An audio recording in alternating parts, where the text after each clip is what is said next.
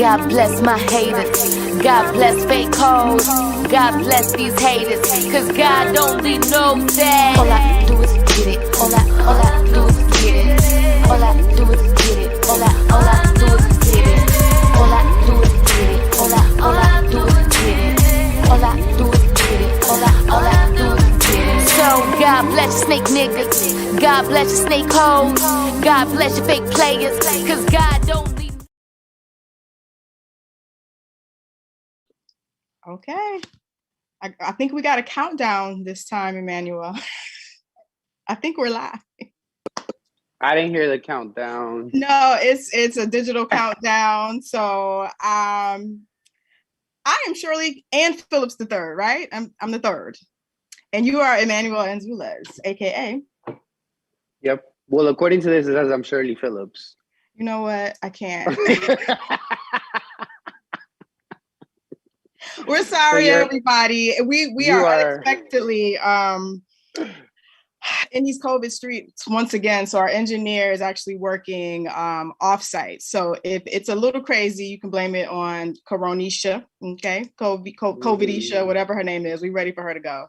But hopefully everybody can hear us, and hopefully you do get something out of today's show. It's a very, very important show. I hope we don't get too preachy, but it's a lot. It's a lot. And we're talking about resilience today.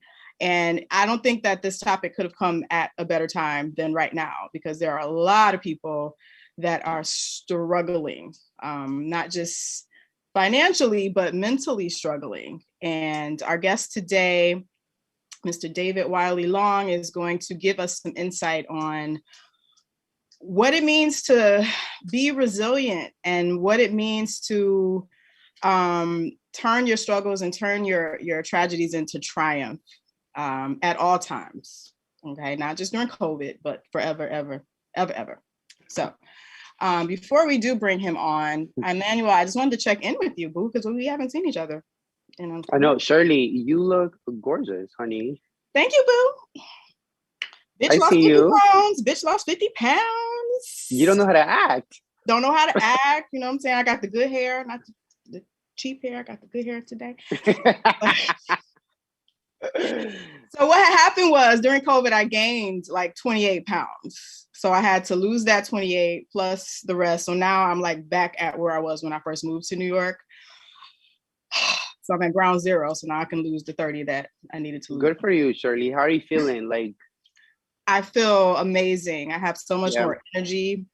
Yeah, baby. You know, my knees feel better because they don't have as much weight on them, you know, and I encourage anybody, whether it's 20 pounds, 100 pounds, 5 pounds, lose that extra weight, because it really does make a difference in your overall health when we're trying to live out here. So, but thank you, boo, for the compliment. I've been good, Shirley. You know, there was your school probably got the same. I'm not sure if it affected middle schools, but there was a national TikTok challenge to shoot up a high school on Friday. Mm-hmm. So a lot of schools in New Jersey, I know, were taking precautions, you know, like alerting parents. A lot of parents kept their kids home on Friday. Our school was already remote Thursday and Friday because so many of our kids were testing positive for COVID. So we were already home. You guys are home? Yeah, we've been home. So your school district or your school actually cares about you, because New York City Department of Education doesn't give a damn about us because we ain't remote.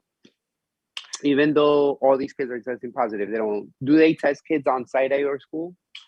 They can be tested, but they have to have parent permission. So if the parent hasn't given written consent, then they can't be tested.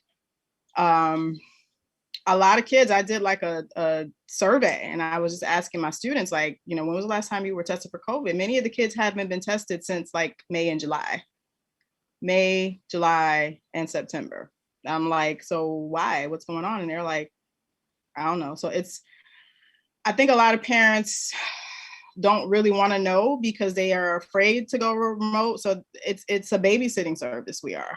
So I don't think they really want to know if their child has COVID, because then that means they got to stay home and teach them, or, you know, homeschool. I don't know. but I predict that we will be going remote probably within the next few days because we've had several cases in our building. And so Do you guys you teach all the way up until the 23rd? Of course, they don't care about us, Oh Foxy. my God. So we're off. Yeah, like we're off for the next 2 weeks, which is great because, yeah, we're off for the next 2 weeks. But we also, you know how you guys get those like Veterans Day and Election Day and stuff like that off? We don't get those off. So we like get time back, I guess, during the holidays. Oh, no. Hi, Apollonia said hi. Hi, Appy. Hi, Appy. And Frankie said hi. We have like some loyal viewers. We love Apollonia. We love Frankie all day. Thank you guys so much for always tuning in.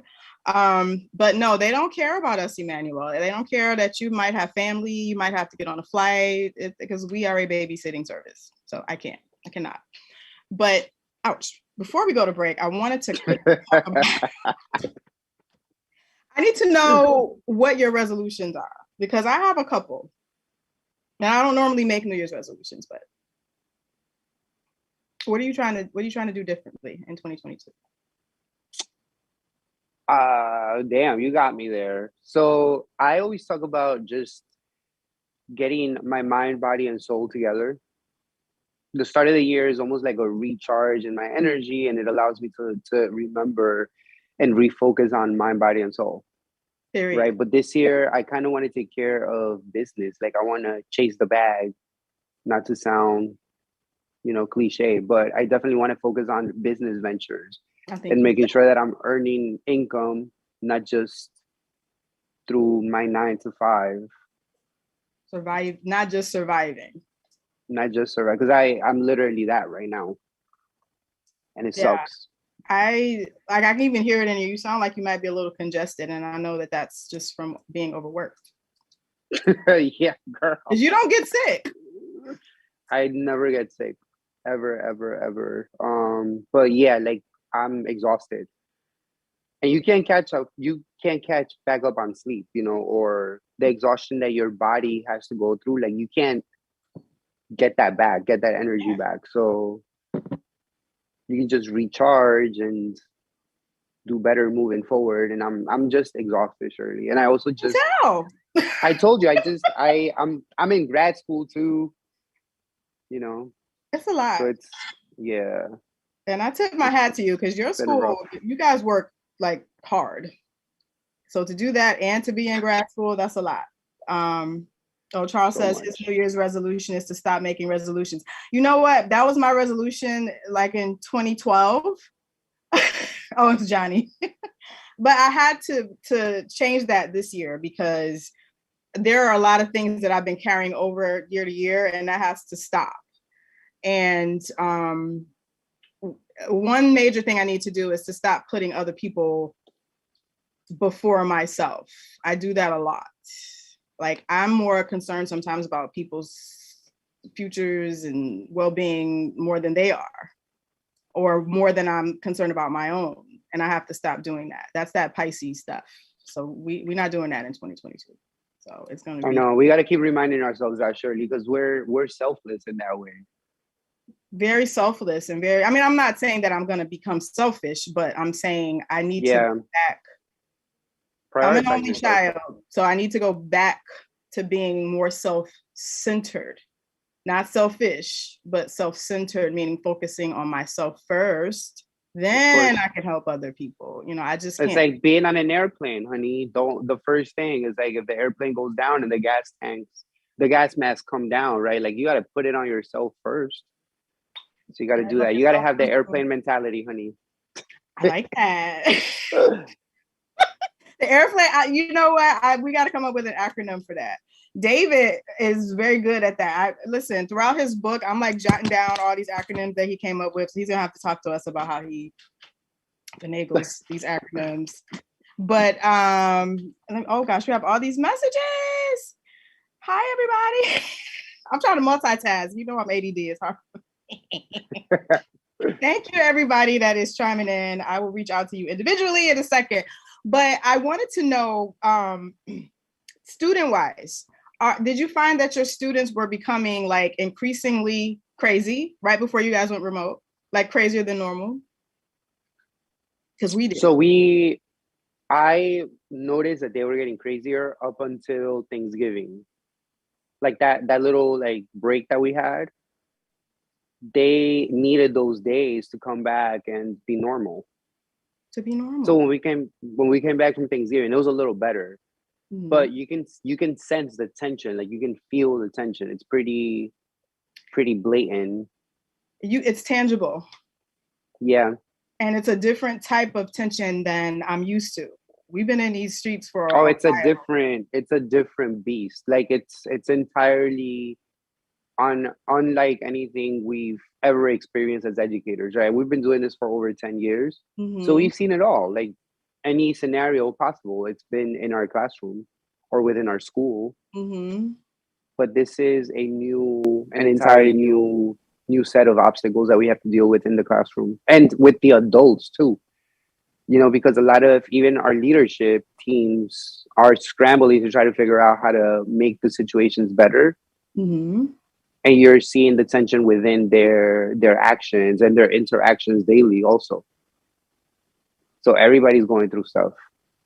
But see, that's the thing. That's why I love this topic. And we're gonna break in a second. But I'm kind of over it. I'm kind of over people using COVID as an excuse.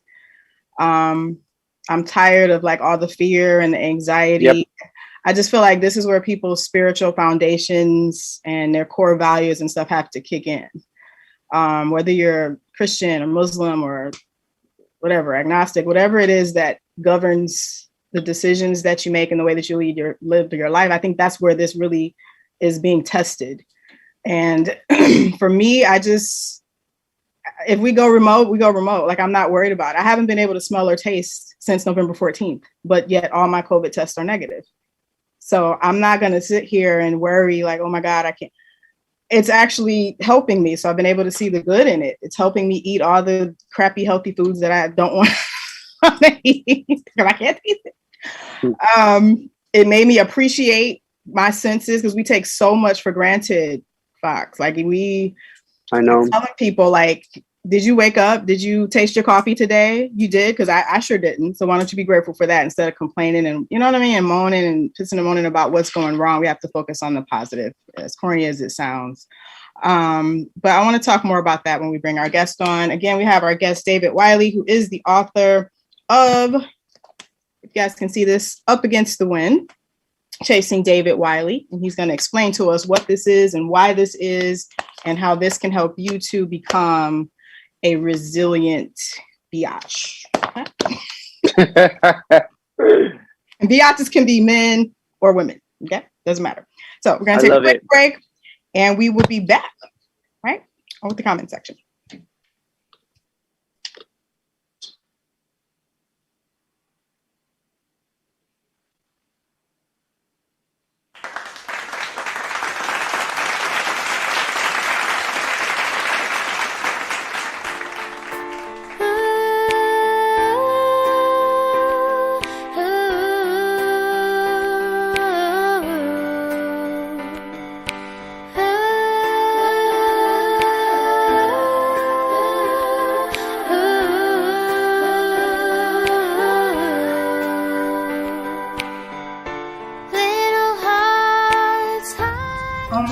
There's that girl. Where?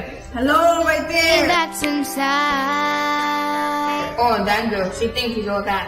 I've heard some stuff all around. I mean, just look at her. Drown your face in the crowd. Doesn't she know nobody wants her here? Her own mother wants her. She should just stay home or die with her. Even her boyfriend has to go the other one. I would too. Hashtag loser.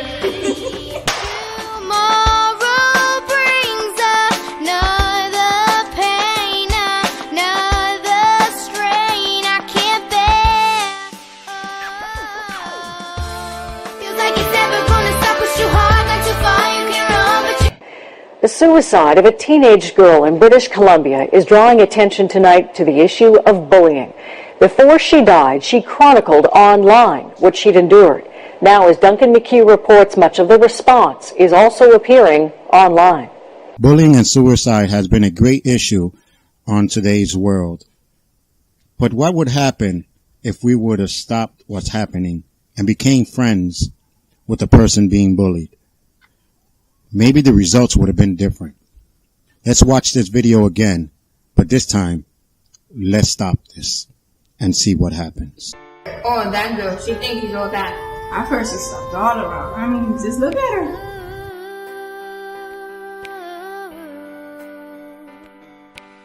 Doesn't she know nobody wants her here? Even her own mother wants her. She should just stay home or die or something. Even her boyfriend wants her for the other one. I would too. Hashtag loser. Little hearts hide shadows from the pain that's inside. Okay, yeah, I guess so. Don't worry about them, they're nobodies anyway. Yeah, girl, they only say stupid things because they have nothing better else to do with themselves. Yes, girl, that is true. Yeah, I know. I just hate it when they say stuff like that, especially when it's not true. So what? They're only words. Well, it's just that, never mind. You guys will never understand. It's okay, we're friends now, so let's get out of here and talk about it. I don't know. Come on, it'll be okay. We can go and talk about it. Yes, girl, remember you are not alone. Well, I don't know. Oh, I don't see how it works, but I'll go. Feels like it's never gonna stop. Push too hard, not too far. You can run, but you can't hide. I hope tomorrow be the day. Stay strong and move on. We'll run and I won't hide. You can run, but you can't hide. He's got me. He's guilty of loving me enough. All right. I think we're back. Check. Mic check. 1 2 1 2. We are back. We are back. All right. Thank you guys so much for joining us. We're back. Again, apologies to anybody that just joined. We are not in the studio due to a couple of reasons: COVID restrictions, and the fact that our guest is actually not in New York. He is in Nashville, Tennessee. Our guest, Mr. David Wiley Long, author of the book Up Against the Wind, Chasing David Wiley, is here, kind of, sort of, live in the flesh. How are you, David? What's going on, good family? How y'all doing? We are excellent, and I am super excited, and Fox is excited. And I struggle with this interview because I don't want to give the book away. So it's like, I don't know how to ask the questions without giving the book away. But I just want you to talk to us about, just in general, what is this book about and why did you feel the need to write this book? Ooh, that question is probably one of the most heavily asked questions. And every time that I give a different answer because I think that I really come to a realization that my journey, my voice, I just want it to be heard. And I think that everyone has a story, from Oprah to Obama to that homeless person on the corner that's struggling, to everyone has a story. There is not a voice that does not need to be heard. Why do people write memoirs? Well, I remember Charles Dickens said that, we want to feel important. We want to feel that someone wants to hear us. Beyonce wrote a very poignant song, I Was Here. So there's many metrics on why I think it's important. But for me, I was hurting. And the only way that I could really solve some of the hurt and some of the pain was just to write it down and to really just try to talk about some of the stuff that I have endured and just make light of it. And although, as you can see, the ultimate goal was a book, more or less it was just getting it out. Because I think a lot of times when we process stuff and go through things, we just go through the motions. The point is essential, go through the motions. But if we're not really just taking it in and just writing it down and says, I had this happen to me, and how do I feel? How does that resonate? How is that going to be with me for the rest of my life? Mm-hmm. And, as someone that is a staunch supporter of therapy and a staunch supporter of checking mental health, it's a journey. Talking to someone is an important part, but really writing it down and processing it is the first intimate step that you can have with self before you talk to anyone, to really just, okay, this happened to me and what have you. And as I wrote about the first 40 years, a lot of the things that I've endured wasn't pretty and did not seem normal. So my goal was just to really just try to make sense of it more than anything. Right. I'm glad you called it a journey, because I was minding my business today and I was on Instagram, I think it was, and a quote just popped up. And it said that each day has an assignment that is unique to our calling. So everything that we go through, good, bad, ugly, happy, sad, bad, whatever, it happened for a reason. And so, like you said, as you write things down, it brings that reality to fruition, because you're like, oh, okay, this is what I learned from this, or, oh, this is why I'm this way. So as Fox and I were talking about earlier, like, I'm just really tired of people wallowing in the misery and wallowing in the hardship. Oh, woe is me. And it's like, just look at that situation, whatever it was, and see what it is you were supposed to learn from that. You only get one life. You're not coming back. So you can either spend it miserable, complaining, sad, or you can just go through what you go through, be resilient, and make the best of it. And from what you said, or from what I read, actually, that's exactly what you do. I think you guys should know that what David and I have in common is that we both, I'm going to say you're from Detroit. You might call yourself a Jersey boy, but I'm claiming you as a Detroit hustler. Now, Emmanuel, what you got? What you think? I think he's from Newark. Well, that's what I thought. David, what's that you claiming? Listen. What's that you claiming, boo? You claiming the D? What we doing? It's West Side all day. Don't get it twisted. It's West Side all day. Cooley High stand up. Stand up, but a huge, I really, really like to call Newark, because that is something that's so special to me. And not that I was robbed of it. I think, like you, I'm a staunch believer everything happens for a reason. And 80%, in my belief, you don't know why.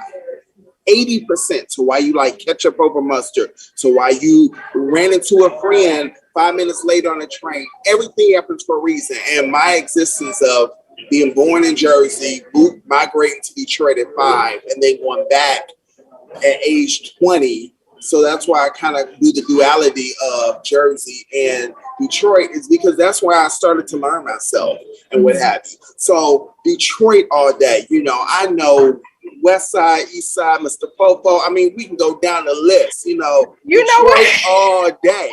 You mentioned a street on Lauder, and it's so funny because my best friend in high school was at 18650 Lauder. So I spent a lot of time. So they were on the opposite side of 7 Mile. No, because 7 Mile is 19. So they were right past Margarita or Clarita. Clarita. Yep. See? Yep. See? And I'm like, oh my God. So it's so funny because we were probably on that street at the same time. Exactly. Isn't that crazy? I walked right down that street. That barbershop is right on the corner. Omni was right there. And then the next one will have, yes. Look at that. So I just everything happens in divine order, okay? And I can't emphasize that enough. But I wanted you to talk to us about how important or how critical it was for you to leave that toxic household that you were in to go to school and engage in like extracurricular activities. You mentioned how that was kind of like your solace. Talk to us about the role that education and I think it was like your summer camp. Talk about the role that played and who you became as an individual in your youth. I will acknowledge the lady that's still living, breathing. She's right in Farmington Hills, Michigan. Big shout out to a lady who I still call my mother, Lillian. I think I will also know every good thing that she has done for me, I am eternally grateful for. However, there's a quarter when I unpacked and really did a lot of processing for the book. A quarter of that was traumatizing, a quarter of that. Yeah. So while living in that household, I needed outlets. And Cooley was this refuge where it was peaceful. I mean, and when you think of Cooley High, you don't think of peaceful. I think of gunshots. Beloved. We had to go through metal detector. It was a very DPS, all that, like, but to me, it was calming compared to the chaos I had at home. It was, I lost both of my biological parents, but one through death in '93, but and my birth mother and my birth father migrated to Georgia at '94. So during that high school career, the main thing that was keeping me going was whatever Cooley brought. I had a really good girlfriend named Danette that I loved to death. Oh, Danette was just my heart. Those Danette chapters are steamy, honey. But also summer camp. Summer camp was one of those things that, as I reflect, if anyone's ever been, you're leaving the cocoon of inner city and you're going somewhere that don't have nothing like inner city, not one thing. And I recently went when I was in Detroit. I want to say 4th of July. I drove up. I just literally needed a nostalgia, and I went. And I was crying walking the grounds. It was just so symbolic. Yeah. It just felt so good. But all of that, going to school, just horseback riding, archery, just swimming in Lake Huron, all of that was therapeutic. And that was my therapy as I grew up, because I just wanted to escape everything that was going wrong in my life, and everything that was going right was at these other places that you would not even imagine brought very comforting things, what have you. So, those were just safe places and what have you. And I think at home, I was constantly trying to find my way. I was constantly trying to prove myself. And more importantly, I was constantly searching for love. And summer camp and Cooley brought me very powerful love that I hadn't experienced. I totally agree, because I've had similar experiences growing up in the inner city. It's so necessary, and it's unfortunate that many of our kids, I can't speak for high school, but many of our K through 8 kids in New York, they don't have that. They go to school and, we have after school programs, but they're still in the Bronx or Harlem. They're not leaving that environment. And it's so crucial for them to see something else, see people that don't look like them. Ain't no horses in the Bronx. Where are the horses at? Ain't no horses in the Bronx. You ain't swimming in nobody's lake, nothing. Okay. So it definitely made me who I am. And I read how it influenced you. Emmanuel, did you have anything like that growing up? Because Emmanuel's originally from Peru. Did you have anything like that happen to you in Jersey or in Peru even? There are places where people can go, but it's not a common thing for people to go to them. Like, all the people that I went to school with, they knew the neighborhood that we grew up in, and that was it. If they got away from New Jersey, it was because they were visiting relatives. I was able to get away because of different leadership opportunities and leadership programs that had retreats that would go on for like 3-4 days, and then I would come right back. But I think the opportunity to meet people outside of the bubble that you live in was, for me at least, it was crucial. And I'm hearing the same from you all, right? Like doing programs in Washington, D.C. where you're meeting white people for the first time. Because I never in my life had met white people. And I'm not talking about like Eastern European immigrants that we have in the town that I grew up in. I'm talking about like white people, like white America, white people. Mm-hmm. And for them, they have some of the same experiences. I met a lot of people at the University of Michigan that had never been around Black people for real. All they knew of Black people was what they saw on television. So I would like to point out that David is a Spartan, okay? He went to MSU. Which is the University of Michigan, just FYI, Here we go. But A squared is sweet, it's nice, and I don't even deal with all of that hoopla because I don't even get off into that because now I'm a proud Wow. Oh yeah, I keep it with me. It's Congratulations. like my baby. You know, I don't have a baby, but I keep this I love here. it. So Tennessee State. So I'm a proud Tennessee State now Congratulations. graduate. Yeah. So That is a that long little- time coming. that Michigan is University beneath of you. Michigan still open? You know what? I can't. You see how they throw hate? See, he's a Spartan inside. Yes. Okay. Is the rivalry that strong in Oh Michigan? yeah. What? Oh wow. But because I love his story and I love how he has evolved, I'm trying to not hold that. You give him a pass. He gets a Giving him a pass pass, okay. for the day. But I want to go back real quick. You mentioned Lillian. Lillian is the woman who raised you. That's not his birth mother. She was your dad's cousin, right? You're muted. I can't hear you. Let me see. Let me make sure I didn't. Yes. There you go. So they share her father and his mother, brother, and sister. Okay.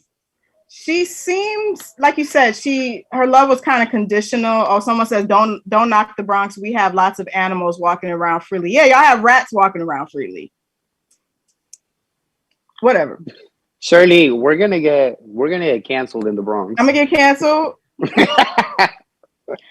Anyways, Lillian seems tough, but I think I love what you said about her teaching you like the value of etiquette, like saying thank you and sending thank you cards and, sticking within a budget. So I feel like there were a lot of really valuable life lessons that you got from her. I believe that. Do you feel that way?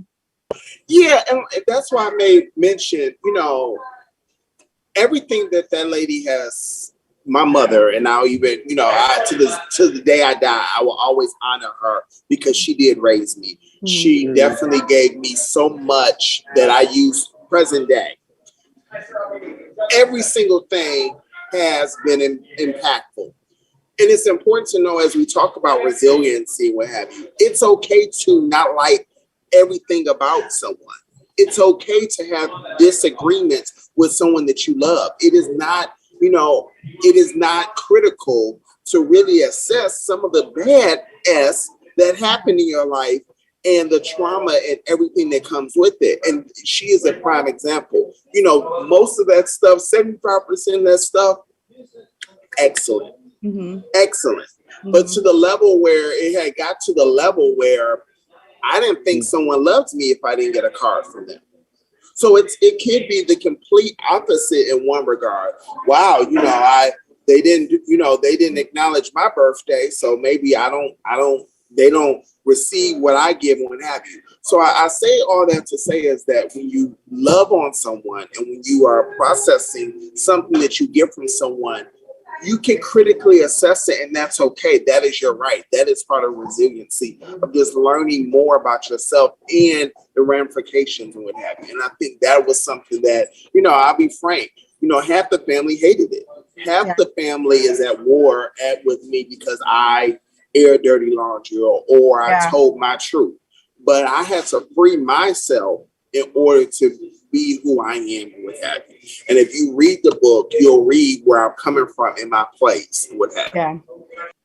I wanted to know if either one of you can answer this. Do you feel like people are born resilient, or do you think they have to be made or trained to be resilient?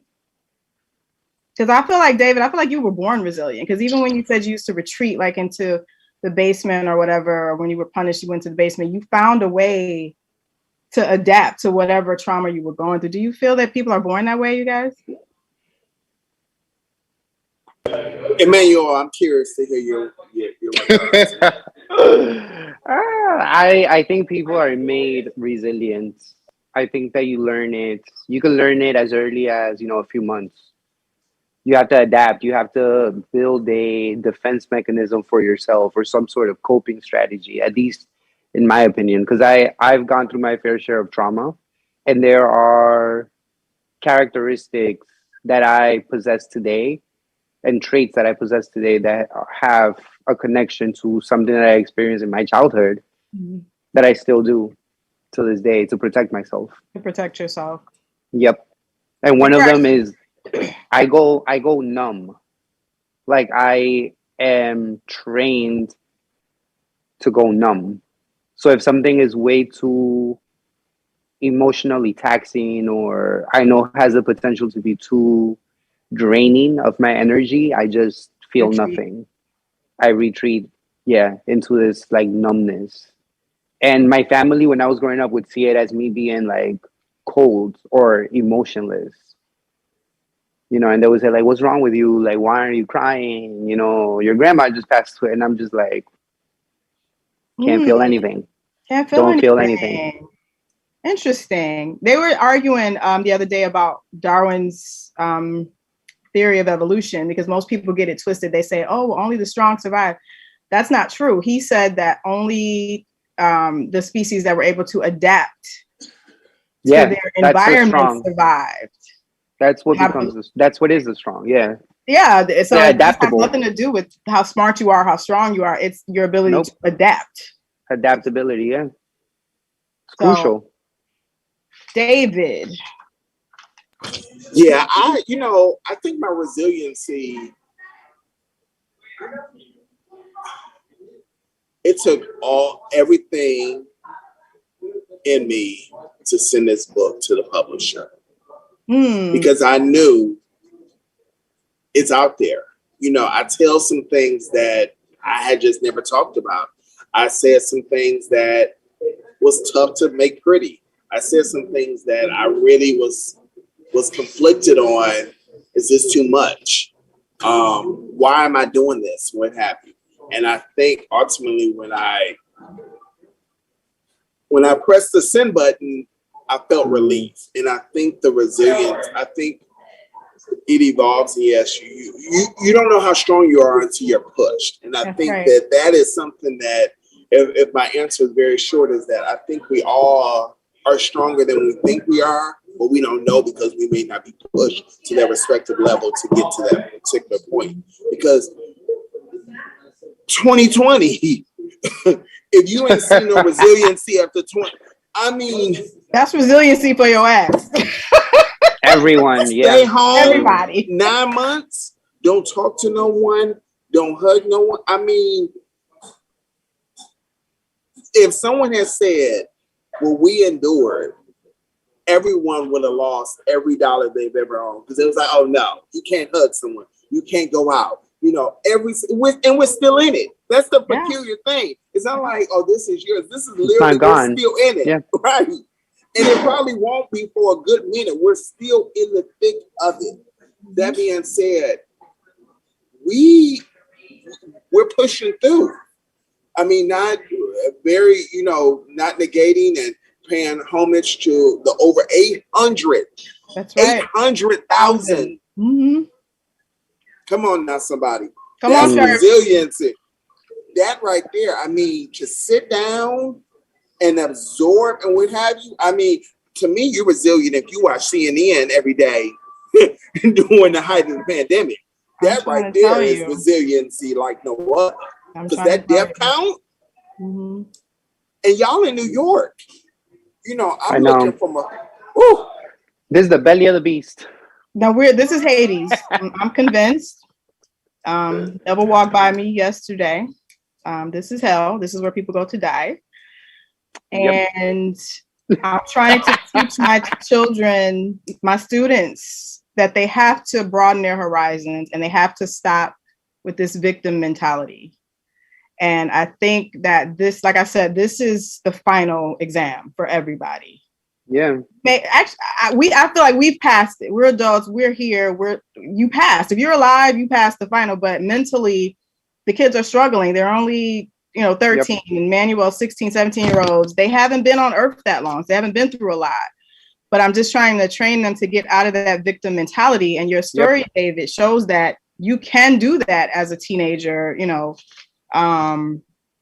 without having had the actual 40-year life experience that you have now. It's possible, but it's just everybody. It has to be all hands on deck. Parents have to get involved. Teachers, everybody has to teach them, because they really, a lot of them just hate life and all living things already. 12, 13, they've given up. And it breaks my heart to see that, because most of them really haven't been through anything other than the pandemic. I'm like, you guys are getting food every day. You have a place to, like, get over it. Yep.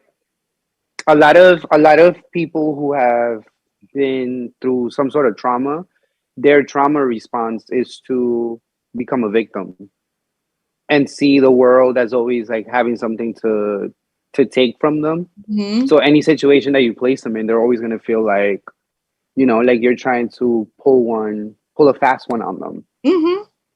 You know, that's what I notice from my students. But I think that we need to definitely normalize therapy. Like David was saying before, we need to normalize writing our story. Absolutely. And not feeling bad about our experiences, right? We need to turn all those taboo topics that we grew up feeling were taboo. Like you couldn't air the dirty laundry of the family. You know, you kind of like had to sweep a lot of these traumatic events under the rug. I think we need to normalize all of that, not only for ourselves and our generation, but also for that of our students as well. And I did want to touch on the fact David is a part of the, let me get this accurate. I always mess this up. LGBTQ, right? Not LBG. Pansexual is what he identifies as. And I just wanted to know, David, why do you think it's still in 2021? Why do you still think it's so difficult for Black men to be accepted as part of the LGBTQ community? Why do you guys still get so much flack? Butt sex. You know what? But why? Why do you guys get judged harder than everybody else? You know, I've been asked that, and I talked to, and I brush it down to that. Butt sex is not romantic. It's not. You know, if you go on any show, at the core, I mean, don't look at my Twitter for any references. But when I analyzed it, when you look at certain aspects of the LGBT spectrum and just understanding where we're at, one of the key things that you see within lesbians, and this is my personal opinion, so all views are David Wiley Long, and you can reach out davidwileylong@gmail. I definitely welcome all opinions, but it's very nice and sexy and, you know, rosy and what have you. You know, they just did a very good, it's a new series on Amazon called Harlem. You know, I fell in love with it. It had, you know, and all of that had a very poignant thing. However, within men who have sex with men that love on men, it is immediately, although we know that is different layers to it, and you know, we're not trying to fit into this heteronormative environment. There's this dark reality that you have to have masculine and feminine energy for it to work. You have to have all these things that go down to it. But no matter what, people don't want to talk about just butt sex. At the end of the day, it's just butt sex. And if you have, when you cringe with it, as we say, just relax. And let me just put the head in. You know what? That's all that head has ruined lives, okay? He went there. I'm from Detroit at the heart. Let me listen here. This is a rated R show, by the way. Nobody under the age of 18 should be watching this show. That we know of, right? That we know of. But I wanted to know, when exactly did you realize that you were attracted to both men and women? I would say this, probably very young. However, that's why I define myself as pansexual to this day. So pansexual, if your viewers don't know, you don't have to Google it. It's just very simple. It's personality based. I dig someone because I'm attracted to their personality first. Mm-hmm. Now, I'm not going to sit here and, you know, give you no long fluff. Aesthetically, yes, of course. I like certain things. But does that mean I'm drawn to those things? Not necessarily. More or less, I lived in New York. You're going to see tons of that. You know, if you like them tall, you're going to see 100 tall. That's right. But what really draws me in is that personality where I can really just be romancing. Like, let me learn something new. Tell me something new. Really entertain me to the level where I'm like aroused because I've learned something new. So that's pansexual. I always enjoyed the naked body. I've always liked. So I had, those summer camps, it's like band camp. At one time at band camp. Oh, wow. Not the flute. Let me say. I was first in practice and last one there. So. You know what? I'm gonna tell you something else. Emmanuel, he's a Virgo and he's a 5th day. So I'm March 5th and you're what? August, is it September 5th or September 5th? So one thing I know about Virgos, they try to pretend like they're sweet and innocent, or at least people think that they are. They are the biggest freaks probably in the zodiac, okay? And they are very, like, once they're in a relationship, that I feel like they open up and they can be free. They don't have to have that facade, at least for the women. I can't speak for the men, actually.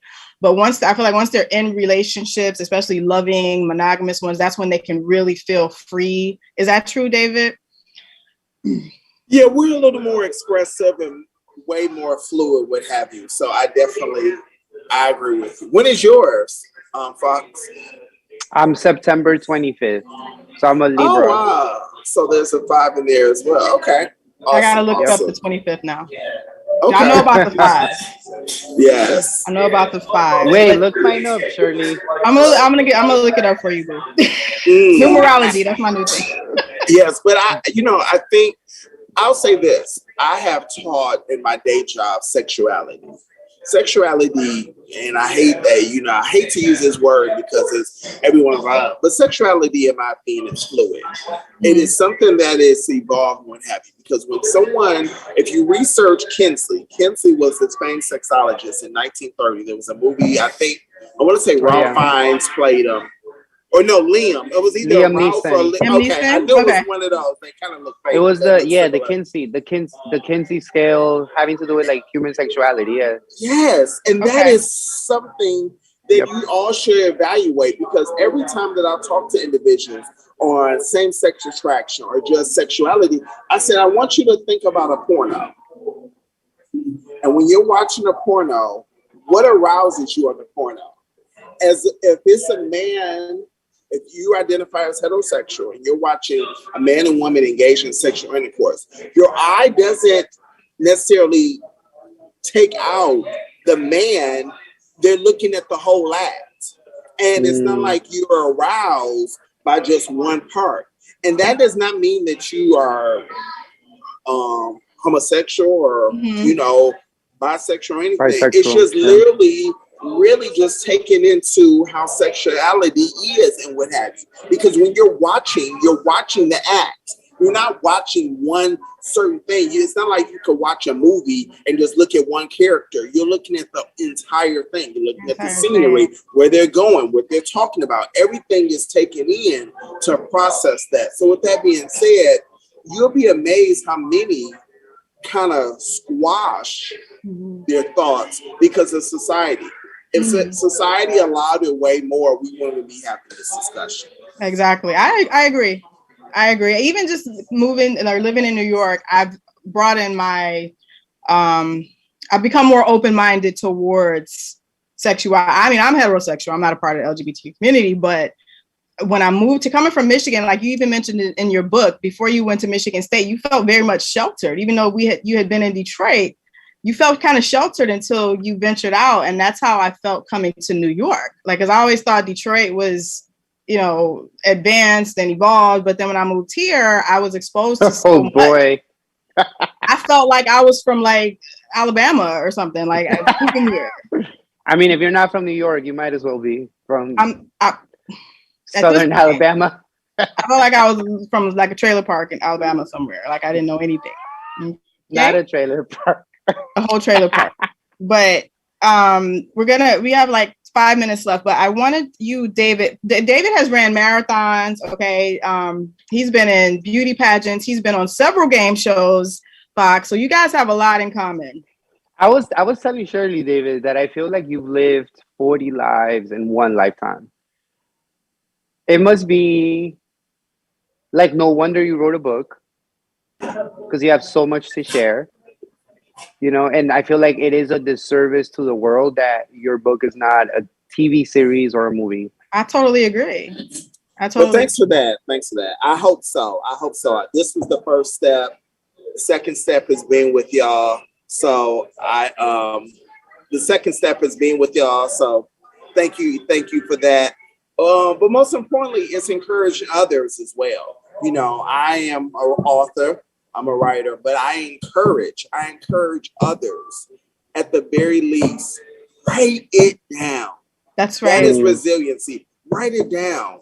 Because if it's here and you talk to no one about it, it's still going to be there. And not that it magically goes away once you write it down, but it's the first step in your healing. It's the first step of overcoming. It's the first step of understanding more and how you can push through. It is so important that you write it down and what have you. And not on Snapchat, because Snapchat will disappear, and not in the status because you'll forget about it tomorrow. But write it down in a book. Let people, yourself, number one, feel, hear, process, and what have you. And as I mentioned earlier, my website is davidwaleylong.com. That has all the TV shows that Shirley just mentioned. Yes, I've been. I saw a few on YouTube. I'm like, okay. Yeah, I've been on 6 shows, and then my email is also davidwaleylong@gmail.com. So I welcome your viewers or anyone else to hit me up so you can learn more about getting your story out, or if you have any follow-up questions, or if you want to order the book. So I was interested, actually. Are you still doing your tennis program? I am. What? If Detroit Hustler was a person, it would be David. I can't. Yes. You had he almost was the inventor of Uber. I remember that from the book. Yes, okay. You guys got to read the book. Uber. Yes. He has a whole tennis program. He's, like I said, ran marathons. So there's so much that we can learn. I just wanted to know if there were any plans to bring it to the youth here, since you had such a positive experience with those programs, because they need it. Well, yes, the name of the business is called Real Love Tennis. It pays homage to an earlier business where it was called Real Love, which was a matchmaking business. I did Real Love for a number of 9 years while living in New York, finding individuals love, because I believe in love. As someone that has always searched for love and, aspired to it, I kind of wanted to find it. So I help people find it as well. I'm still looking, FYI. Are you? I'm so ready to settle down, beyond ready. Yes, I think I'm not necessarily tired of my picky ways, but now I'm ready to adapt and assess and hey, love, let's go. But let's go. Yeah, baby. Yes. And reallovetennis.com is my tennis business. So my slogan is your tennis everything. And literally I help people learn the sport. I find them coaches, anything you could possibly imagine. Real Love Tennis aims to be. So it's something I love. That. We're going to do a part 2 interview once the film, comes to fruition. You will be back on our show because I'm putting that into the universe. This needs to be on film. And thank you so much for sharing. Like I said, we didn't want to give too much away because the book is a page turner. If it can interest 8th graders, it's something that you need to read. Like, they're literally on the edge of their seat, like, Miss, what's happening next? So I'm going to see if I can order a class set, at least for the kids that I teach. It is actually, even though there's a lot of adult topics discussed, it doesn't have any curse words or anything that, would be inappropriate for middle school and high school. So thank you so much, David. Tell them one more time what your website is and how they can purchase this book. So as you see on the screen, it is davidwaleylong.com, WYLEY. You can go right on there. You can purchase the book on that. But also, right, that is also my email. So davidwaleylong@gmail.com is my email. And then lastly, the probably social media is David Wiley Long on Facebook as well. So we have 3 ways of reaching out to me. I welcome everyone's voice, and good or bad. I think in order of the spirit of being resilient, you have to absorb the good and the bad. Absolutely. And I think my